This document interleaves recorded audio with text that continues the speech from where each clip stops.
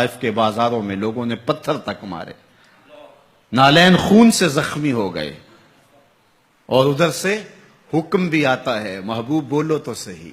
ان پہاڑوں کو ایسے جو ہے وہ جوڑیں گے کہ یہ درمیان میں پس کے رہ جائیں گے، عذاب کے فرشتے حاضر ہو کے پیشکش کرتے ہیں، لیکن میرے حضور فرماتے ہیں نہیں، میں رحمت بن کے آیا ہوں۔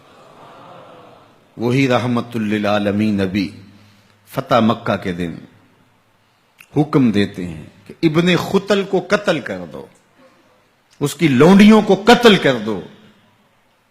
یہ حضور کا گستاخ تھا، ہجب کیا کرتی تھی اس کی لونڈیاں، گا گا کے حضور کی اہانت کیا کرتی تھی۔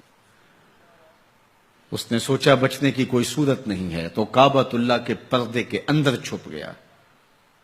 پوچھا گیا یہ تو کعبہ کے پردے کے اندر چھپ گیا ہے، یہاں پناہ لے لی ہے، کہا یہیں سے نکال کے قتل کر دو۔ یہ میرے نبی کا اختیار ہے، حضور چاہیں تو معاف کر دیں، حضور چاہیں تو حکم صادر کریں کہ ان پر حد جاری کر دی جائے، ان کو سزا دی جائے۔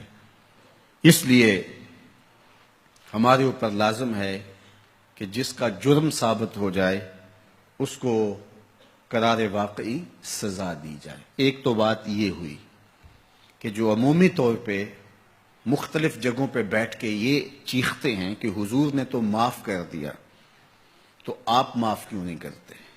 آپ اتنے سخت کیوں ہو گئے ہیں؟ آپ حضور کے ماننے والے نہیں ہیں؟ تو میں نے کہا صاحب یہ سنت اختیار کیجئے، اپنے دشمنوں کو معاف کر دیجئے، باقی کسی کے دشمنوں کو معاف کرنے کا آپ حق تو نہیں رکھتے۔ میں اس معاشرے کا ایک معزز شہری ہوں، توہین عدالت کر دی کسی نے تو مجھے اختیار دو نا کہ میں معاف کر دوں۔ کیا تم مجھے اس بات کا اختیار دیتے ہو کہ آپ کی عدالت کی توہین ہوئی اور میں اس کو معاف کر دوں؟ آپ کہیں گے آپ تو ہمارے شعبہ کے شخص نہیں ہیں۔ اچھا پاکستان کے سارے وکیل جمع ہو جائیں اور وہ کہیں کہ چلو اس کو ہم معاف کر دیتے ہیں، تو کیا تم تمام وکلاء کو اس بات کا حق دیتے ہو کہ وہ عدالت عظمیٰ کی توہین معاف کر دیں؟ یار جب توہین عدالت کی معافی آپ نے میرے اختیار میں نہیں دی تو رسول اللہ کی اہانت کی معافی کسی نے تمہارے اختیار میں بھی نہیں دی۔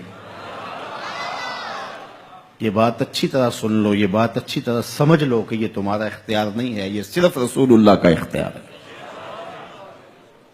حضور کے اختیار میں تم کون ہوتے ہو تصرف کرنے والے؟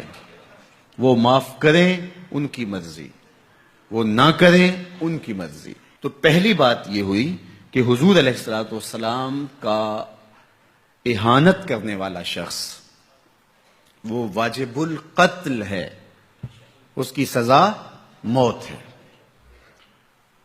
اور یہ قرآن کا آئین ہے، یہ احادیث سے ثابت شدہ نتیجہ ہے۔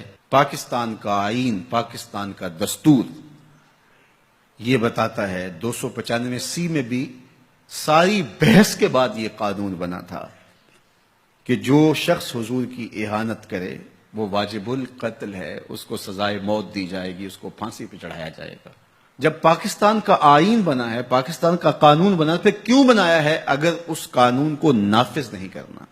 اب تک پاکستان کے اس قانون کو عملی طور پہ کسی پر بھی نافذ نہیں کیا گیا۔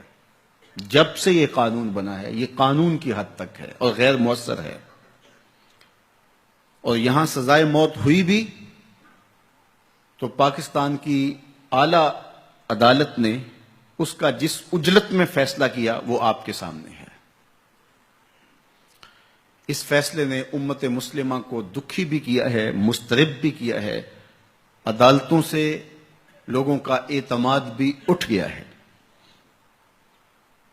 اور دوسری بات، ان حالات کے اندر پاکستان کے وزیر اعظم نے جس طرح جلتی پر تیل ڈالا ہے اور جس طرح کی گفتگو کی ہے، کیا ایک وزیر اعظم کو یہ زیبا ہے؟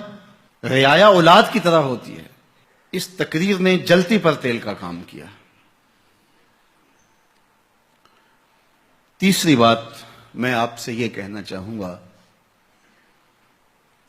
کہ اس وقت ہم پراکسی وار میں ہیں. ہمارا دشمن ہمارے وجود کو برداشت نہیں کرتا. ہم ایٹمی قوت ہیں اور وہ ہمیں صفحہ ہستی سے مٹانا چاہتا ہے.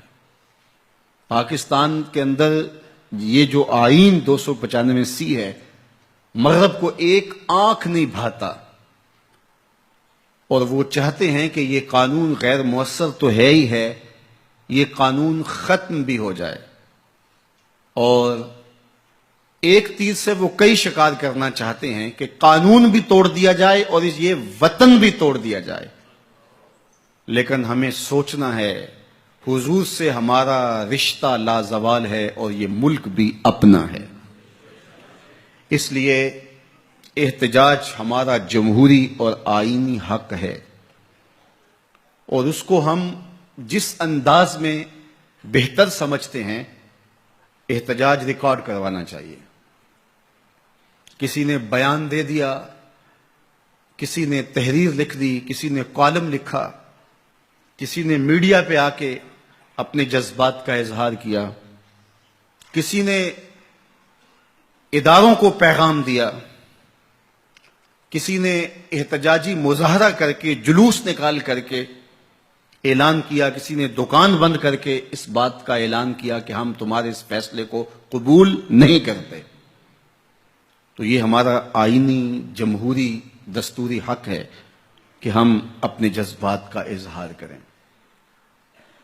لیکن ہمیں اس موقع پہ گہری نظر رکھنا پڑے گی کہ دشمن اس سے فائدہ حاصل نہ کرے. اپنے لوگوں کو مرتب اور منظم رکھا جائے. جذبات کے اس ماحول کے اندر بھی ہم اپنی گفتگو کو پورے غور و فکر کے ساتھ تول کے بولنے کا مزاج بنائیں، تاکہ ملک کے اندر کوئی ایسی صورتحال پیدا نہ ہو. اللہ میرے وطن کی حفاظت کرے اور ہم سب کو حضور علیہ الصلوۃ والسلام کے ساتھ لازوال محبت